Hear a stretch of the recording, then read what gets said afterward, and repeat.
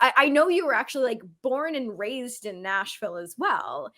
Is there something like in the water that just makes people in Nashville so incredibly talented?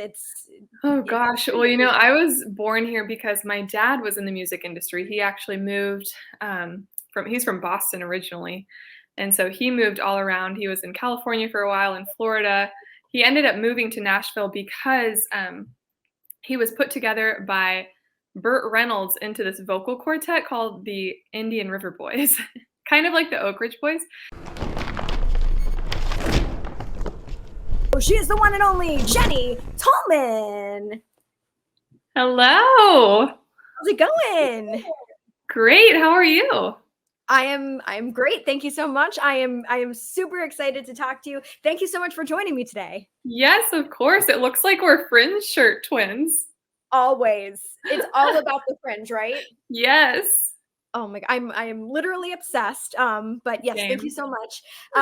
So I kind of wanted to start by asking you if you recall your first memory of music, the first moment that maybe you knew that you wanted to be a musician.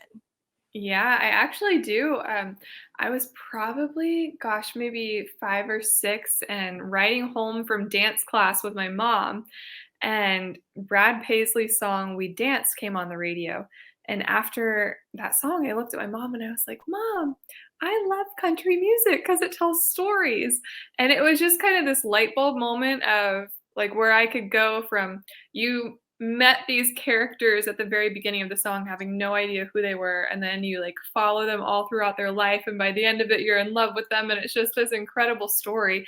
And it's like they could do that in 3 minutes, and I just thought that was the coolest thing. So that really stuck with me ever since then, and has definitely kind of turned into what I love to do in my songwriting, which is a lot of storytelling and character stuff. So Sure. Yeah, I was gonna say it definitely seems like that seems to be your style as well. So I yeah. guess we have Brad Paisley to thank for, Yes, being one of thank the you, first. Brad.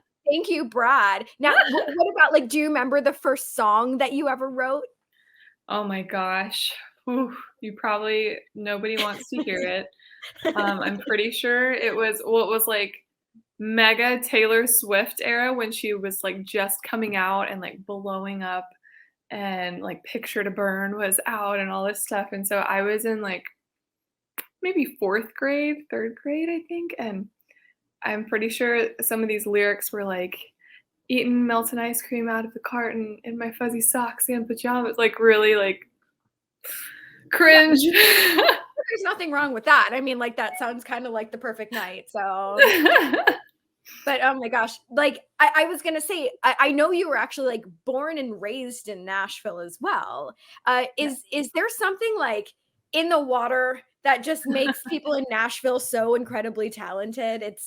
Oh It's gosh. Well, I was born here because my dad was in the music industry. He actually moved he's from Boston originally. And so he moved all around. He was in California for a while, in Florida. He ended up moving to Nashville because he was put together by Burt Reynolds into this vocal quartet called the Indian River Boys, kind of like the Oak Ridge Boys. cute. And Burt was like, "We're gonna make a record and go out to LA and Nashville and all this stuff," and they actually did, and ended up singing on Garth Brooks' No Fences album, and did lots of really cool stuff. But once my older sister was born, my dad was like, "Okay, I can't rely on 3 other guys because groups are hard," and so he ended up switching to the business side of things, and that's when I was born too, and just kind of grew up around the music industry and around musicians and songwriters and artists. And it was really not something unique for me. I didn't realize how unique that was until I got older, and I was like, oh, everybody's not in the music industry, that's weird. Like, Yeah, and that has to, like you said, be a really big help that your dad knows that side of the business, because I have to say that's probably the trickiest part of it is navigating the business side of things. oh, So having him, I'm sure absolutely. it was a huge help. Yes, definitely a major blessing, because he kind of knew the people that you should steer clear from, and so it was definitely a blessing. But I always say too that people that move here by themselves from their hometown with, like, not knowing anybody, I'm always so impressed by, and I feel like they have, like, it took me a while to figure out, like, "Oh, wait a second, like, I need to go out and meet new people," because all of a sudden, I'm comfortable in my surroundings, and then these people that are moving here are not comfortable yet, and so they're putting themselves out there and they're meeting people, and I was like, "Oh, wait, I guess I should start doing that too." So it was kind of this, blessing and a curse to realize, "Okay, what are the pros and what are the cons that I need to start fixing?" So, what advice maybe did your dad give to you or other people in the industry give to you when you were starting out?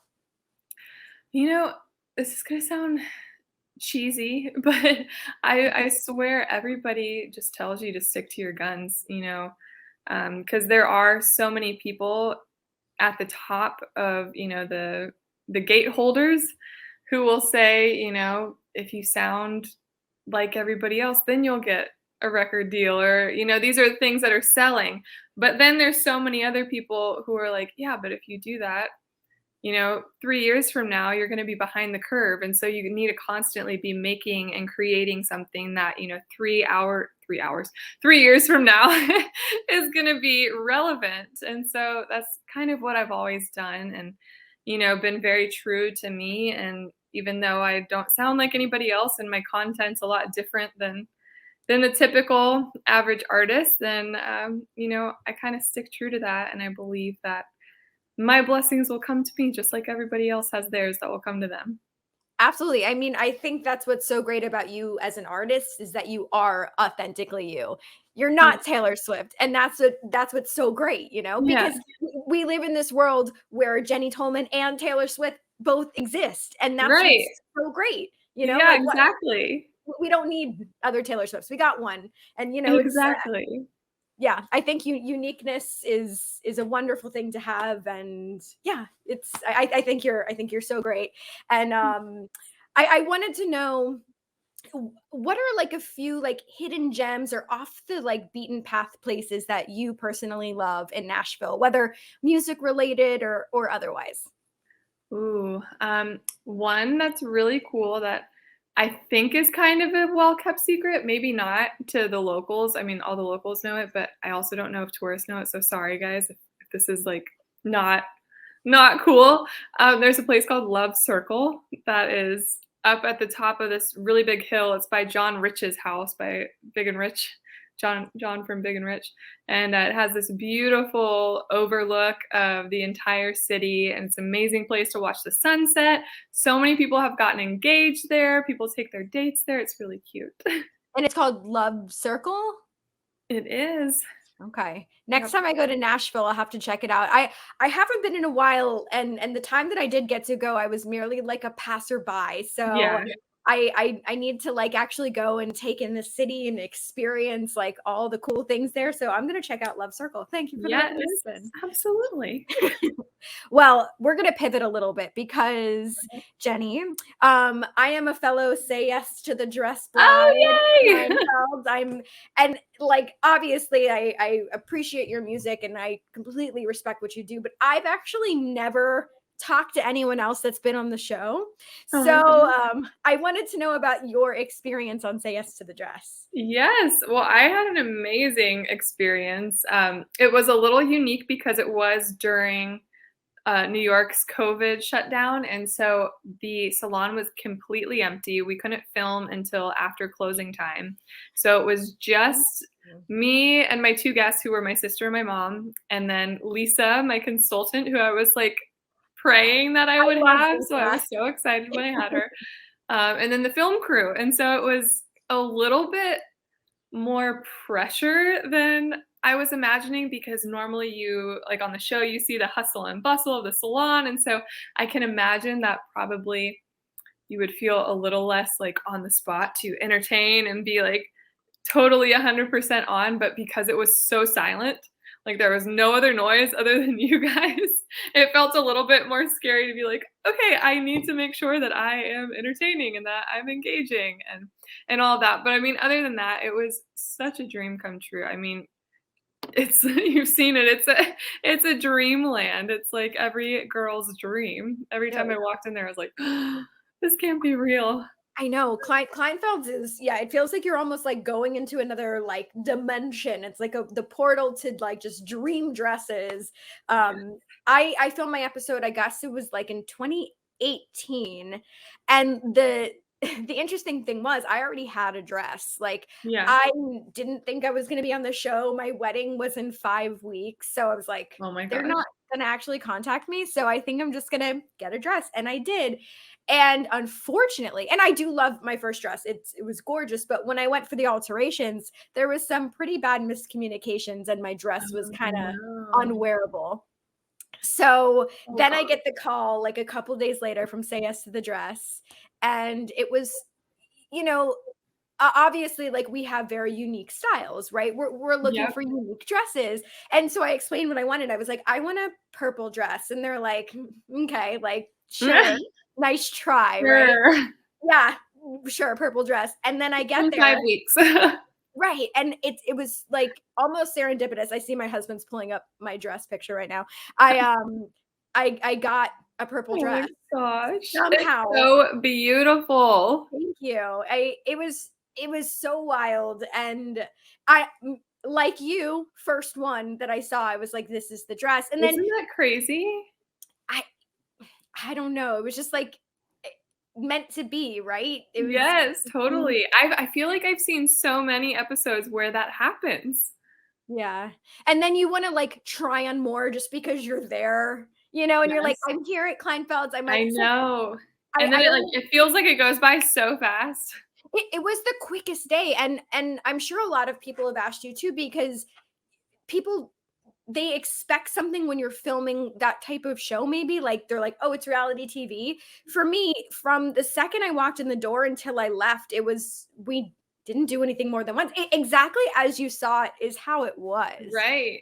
and I think that's so rare for television, but I also think that's what's so magical for the show is it's Yes. genuine It's reaction. very real. Yeah, totally. Oh my gosh. Just That's so fun that we both got to do that. I know, I man, it's really a moment that I wish I could live in forever, and the greatest thing is we can put on demand I and know, watch right? it.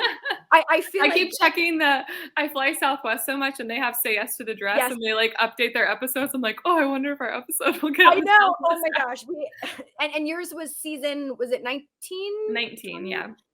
Wow. Ah, man, what was it like for you, like, the first time getting to relive it by watching your episode? Oh my gosh. Well, we had such a fun watch party in Nashville with all of my girlfriends, and we had these amazing little dress cookies that my friend Victoria made, and just the best time. And I feel like honestly, I had to come home and watch it by myself again because during the party, I feel like I was so like overstimulated with everybody there that I didn't know what to focus on because I'm such a like entertainer that when people are around, I want to make sure like everybody's good and blah blah blah. And so I came home and I was like, okay, I'm gonna watch it by myself so that I can actually like take it in. Yeah, I rewatched your episode again, not too long ago because 'cause I've probably seen every episode, and Yeah. then when I put 2 and 2 together that that was yours, oh man, just so cool. I mean, we're Kleinfeld Thanks. sisters, so Thank you. oh Yeah, my we are. I actually got to do film my fitting as well, and so they're going to do a follow up episode with the final fitting and a wedding recap. So we did they followed the wedding and did all the interviews at the wedding and everything. So I'm excited to see how that turns out.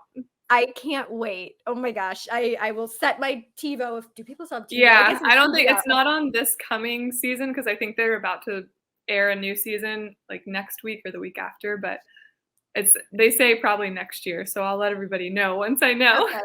Perfect. That's amazing. Well, I guess, like, let's talk a little bit about your wedding, and, Yeah. I wanted to know what was so special about your wedding location, and was there any other locations that you guys had considered as well? Yeah, so we got married in Jackson Hole, Wyoming in the snow because my husband and I, we love the snow. We have this like weird thing with our love and snow. We got together on a very snowy night in Nashville. And it was the like biggest snowstorm that Nashville had had in like 5 or 6 years. We had like almost 6 inches, which is an insane amount for Nashville. We don't ever get that much.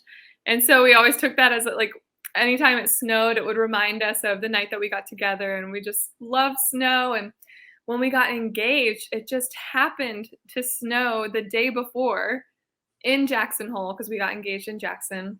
And it was the most beautiful. It was in October, so it doesn't necessarily snow there quite often in October. But it was just this beautiful fresh layer of snow, and it was just like perfect because he hadn't planned for there to be snow.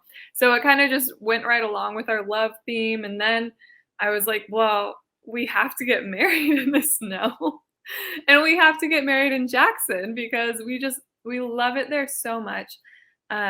As I said, we got engaged there, and that was the first time that we had ever been there. We were there for a show, and we were both playing this songwriter night at the Wart Hotel, and it was just the most beautiful place we had ever seen. The community was so inviting and so like warm and welcoming, and we joke now that we have more friends in Jackson than we do in Nashville because everybody's just so nice there. And we went back literally every 3 months. We went back to Jackson for the rest of that year because we were so obsessed with it and had made so many friends that we could go back and visit. We shot our engagement pictures there, and it just, there was really never another thought in my mind to get married anywhere other than there. It looks like a movie. I mean, it's so beautiful. And Thank like you. your dress is just like it's the perfect dress for like Oh, for thank you this so snow. much. Yeah, Wow. it turned out perfect because, I don't think we realized how much of a risk we were taking with a snow wedding, especially in March, because March can be very hit or miss in snow season. It's either snow or mud. And the day before, it was miserable. And the day after, it was miserable. But the day of, because the day before was miserable and it was snowing and just like cloudy and everything, we had a beautiful fresh layer for the wedding day. And the sun came out. And so it was really not cold at all. That sounds crazy, but in Jackson, the air is so dry that, in 40, high 40s, it feels pretty warm if the sun's shining on you and the wind's not blowing. So it was perfect. I mean, people asked me, they were like, were you freezing the whole time? And I was like, no, it was actually perfect. Some people had their big fur coats and they had to take them off because they were hot. Well, you've now officially convinced me to go visit Jackson Hole. I'm going right after It's this. amazing. It's so picturesque. I mean, with the snow in the mountains. Yes. It's Oh, insane. Oh my gosh, wow. it's unreal. That and congratulations, of course. I Thank mean, it's you. so stunning. Okay. Wow. Whew, okay. Let's pivot a little bit again. I wanted to congratulate you, of course, on your most recent album, Married in a Honky Tonk. And Thank you. I know recently you got to play CMA Fest, which is pretty amazing. Yes. Can you tell us a little bit about your experience at CMA Fest? Yes, CMA Fest is my favorite time of year in Nashville because you just get all of the country music fans from all over coming to town, and it's like the craziest and coolest experience. It's a little overwhelming, but in a really good way.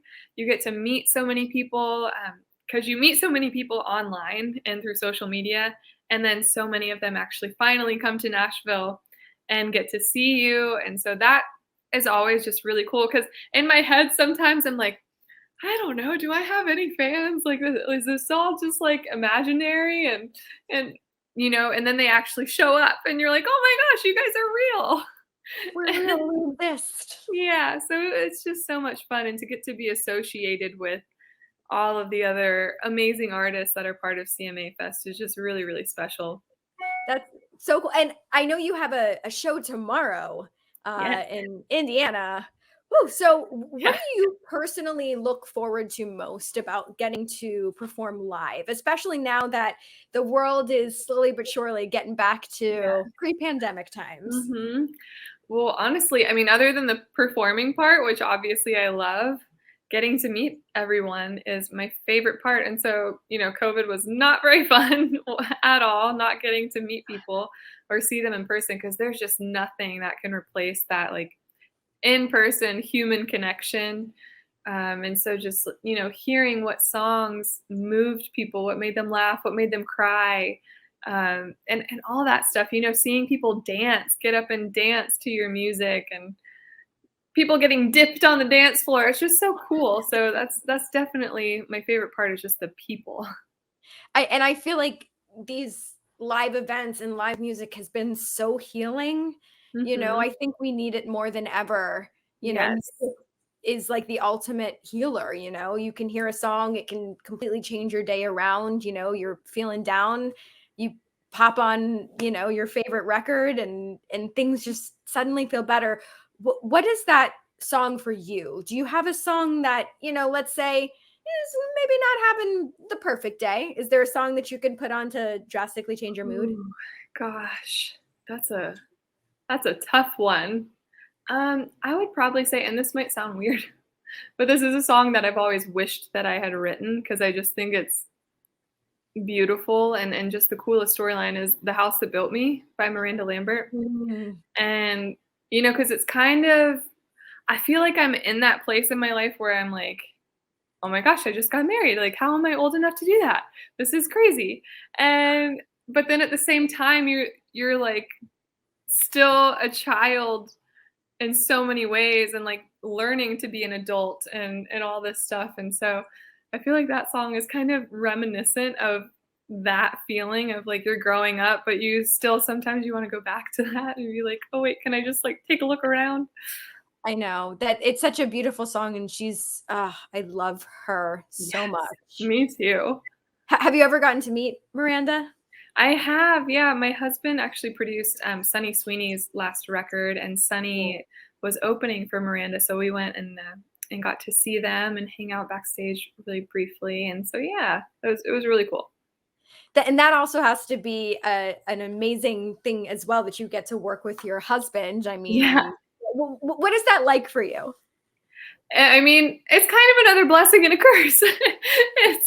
It's in so many ways amazing, getting to spend your life with somebody that completely understands what you do and the weirdness that this industry is. And then there's times where we're both just like, "Oh my gosh, we need to go out and have a date night." And we made a rule that we have a date night that we cannot talk about anything having to do with the music industry because it does get exhausting when you work together, you live together, you do everything together, and so much of your life is your career when you're in the music industry. And so getting to, be very intentional about setting that aside and being like, okay, we're going to create a life that, that has something outside of music that we can enjoy. And so that's been important to us. I think that's smart. Now you got my gears going. My husband and I were both in like the convention industry. We both do Comic Cons. And Yeah. so, but it always comes out to, if we're out for dinner, we're always talking about the conventions Right. and stuff. So now we need to be like, hey, let's Mhm. put a pause. New rule. It's I think it's a really good rule, and I'm taking that from you It too. was really cool the first time we ever did it, when we started talking about things, and I started learning things about him and, like, his family that I never knew. I was like, "Wait, how am I married to you and I didn't know this? This is crazy." Yeah, I let's see what I end up learning about my husband. Hopefully, it's all good things. Okay, Yeah. so before you perform, do you have any like pre-show rituals of any sort? I do have this one Dolly Parton song that I listen to, and it's actually from the movie Best Little Whorehouse in Texas. And Amazing. it's the song where she's playing Miss Mona, and it's called "A Little Old Bitty Pissant Country Place." And it's just like this crazy, like, it turns into, a can and a double time and, like, all of this. And I don't know why, but just, like, all the characters in that, like, I'll, like, act them out, and it gets me, like, so pumped and ready for the stage. I love that, and I love that musical. I'm a Yes. musical theater kid, so and anything Dolly is, she's Oh, just yeah. literally everything. Um, so besides like the obvious, like yourself and the equipment, is there anything that you like to have with you at a show? Like something comforting maybe, or just something you like to have on the road? I always have pineapple juice. I love. I Yes. love pineapple. Yep, So yep. that's just something that, my vocal coach taught me a long time ago, is that mixing pineapple juice and water and just keeping that on stage will help keep the vocal cords normal and not dry out, and so that's kind of like my crutch is that I have to have pineapple juice everywhere I go. And Um, normally, even if I forget it, normally the bar will have pineapple juice, so yes. I I've always, like, loved pineapple juice, but also, like, for the healing ability that it has too, I guess, like, Yes. bromelain is, like, a part of I'm that's, like, my I think it's favorite. very anti-inflammatory. Yeah, oh my Yes. well, yes. Whew, love. Okay, and, obviously, you have the ability to travel a lot. You get to experience new places and new cities all the time. So, what is something, if you have the time, that you look for when you get to visit a new city? Ooh, something that, my husband and I love to do because he goes on the road with me quite a bit, he plays guitar in my band. Um, I love to find a place that has a really pretty sunset view and go there and just have a drink and watch the sunset. If that is built into our timeline for the day, that's just kind of a tradition that we've started doing whenever we travel anywhere, and it generally takes you to some pretty unique spots. I love a good I'm a sunset person too, Yes. rather than sunrise because I don't wanna get up, but Yeah, same. sunsets I love. Okay, so, Jenny, I actually have a game for you. So, Okay. this is a game of Would You Rather. There is Alright. no wrong answers. Whatever you pick is correct, and if you want to elaborate on why you pick something, that's awesome too. So, we're gonna Perfect. bring the very first one, and here it is. Okay, would you rather perform with the musician that you first ever saw live, or perform with the first musician whose album you bought? Ooh. Oh boy. Well, both of these would be very interesting, but probably the one that I saw live because my first live concert was Hannah Montana and the Jonas Brothers. Oh my gosh. I So I love feel like that would be a pretty exciting show. The first musician whose album I bought was actually Aaron Carter, Ugh. and it was a Ooh. cassette tape. Okay. Well, we will talk after this. I have an Aaron Carter story for you. Oh boy. Yes, yeah, my first, let's see, concert was Hanson.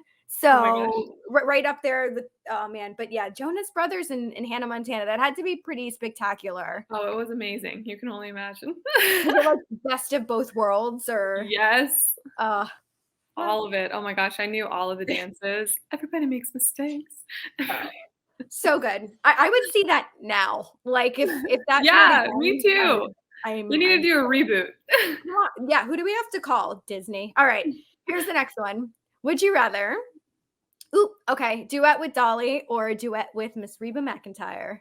Oh man, I love them both, but I gotta go with Dolly.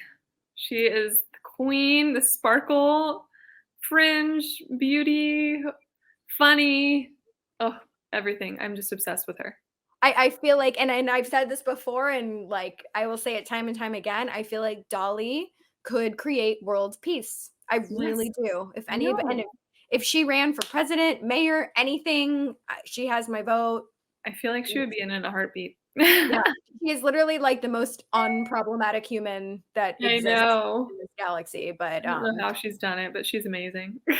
I don't know if you watch RuPaul's Drag Race, but, this most, like, recent episode, they did Night of 1,000 Dollies, Oh and my so gosh. everyone was dressed like Dolly, and it was spectacular. Oh my goodness. I know, That's amazing. I'm rating all of their wardrobes. Okay, here's the next one. Would you rather and okay, this one's a little mean, have to eat Alright. a ghost pepper or eat ghost pepper tacos before a performance or Ooh, eat a level 10 spice Indian food ooh. before a performance? The ghost pepper would probably kill me, so I'm going with the Indian food. I love Indian food. I do too, but how The spicy can you spice, go? not so much, but I feel like that would kill me less than the ghost pepper. Okay. Yeah, ghost pepper is pretty intense, but level 10 spice Indian ooh. Yeah, either way, you're breathing Yeah, either fire. one's not looking good, but Okay. gonna Okay. have some milk on standby. There milk and pineapple juice, yum. Okay. Here's the next one. Would you rather only be able to wear 70s fashion or only be able to wear 80s fashion? Ooh, 70s, the 80s was rough. Was it? Yeah. Especially in country music, like, country music was really rough in the '80s, I feel like. For the most part, there was some good stuff, but there was a lot of doozies in there, so and I feel Yeah. like that I, like, associate fashion with that too, so I'm gonna go with '70s. Okay. I did love the big '80s hair, but Yeah, everything else, true. unless you're Madonna, it was Yeah. kinda yeah, it was a little tough. Yeah. Yeah. Fair. '70s it is. Okay. Here's the next one. Would you rather always okay, always wear a leather jacket with Crocs when you're performing, or only wear, like, a big hat and fringe? I think he forgot to change that one, but Big hat and fringe because I love fringe, and I'll rock the big hat, whatever. I have to say, there is a hat that I've seen time and time again that you have with your name on it, and I am literally obsessed with it. Thank I need to know you. everything about that hat. It's honestly, it's super cheap. It's probably the cheapest hat you can get. I got it from, oh gosh, what is that? Like a super cheap online boutique. It'll come to me, but anyways, it doesn't matter. It was like 20 bucks. And then I went to Hobby Lobby and got some glitter letters that you just iron on, and I literally ironed them onto the hat, and that's voila. Are you normally, like, a crafty person? Because that's I wouldn't even think to do that. Yeah, I add a lot of stuff to my clothes. So I add rhinestones, fringe, lots of that stuff. Yeah. Man, okay, fair enough. I love it. Okay, so I think this is the last one. Here we All go. right. Would you rather go back in time and have a conversation with Patsy Cline, or go back in time and have a conversation with Tammy Wynette? Ooh, oh my gosh. Tammy Wynette probably saw some crazy stuff being married to George Jones, so that would be interesting. But I don't know. I just love Patsy Cline's voice and like, not that I don't love Tammy's, don't get me wrong. Sure. I would probably choose Patsy. Okay. It's a good choice. There's no bad choice in this scenario. I So there are both great choices. feel like Well, I don't want to hear the bad stories that Tammy has. I'm like, I don't want to know. fair. You got the good with the bad. Yep. Understandable. Yep. Well, you did great. You got them all Thank right. you. So before we do wrap this up, is there any final thoughts you want to leave us with here today? Oh, I am just there's lots of exciting stuff coming soon. I'm actually working on a couple of videos right now and have a couple of really big announcements coming up. So everybody just keep your eyes peeled because there's lots of exciting stuff coming in the next few months. That's awesome. I can't wait. I'm so looking forward to it. And now getting to talk to you, I'm even more looking forward to it because you are just so Oh, cool, so genuine, and I respect you very much. thank you so much. Thank you so much for having me. I Yeah, appreciate it. I of course. And I of course one more time we have the graphic for your new album. So make sure to check out Married in a Honky Tonk wherever music is streamed, and also visit jennytolman.com. I love this too. Like everything about this Thank is you. This was actually shot in Jackson Hole. The Million Dollar Cowboy Bar is in Jackson. and is that where you filmed the video as well? Was in that Yes. one? Yep. So just Jackson everything. And did you put this outfit together too? Because I'm just obsessed with the I outfit. actually have a stylist who works with me who put this together. She's an angel. But I did tell her, I was like, I want a hat like the Parent Trap, but cowboy hat. You know, when she's like trying Mm. on, she's dressing the model in the Parent Trap, and she puts that like top hat, I think it was, with the veil. And so we were like, we're going Parent Trap, but country. It's literally perfect. Shout out to your stylist Yes. because it is Blakely Collier. what was her name? Blakely Collier. Ooh, and that's a good name too. I know. Collier. Oh my goodness. Okay. Well, before I let you go, we're gonna go over our upcoming guests that we have coming up on the stream Yay. in June, July, August, whatever month this is. Okay, so next week, another Nashville person. We have Lucas Rossi. We're also welcoming back Clownvis. We have Chris Value, the singer from Presidents of the United States of America.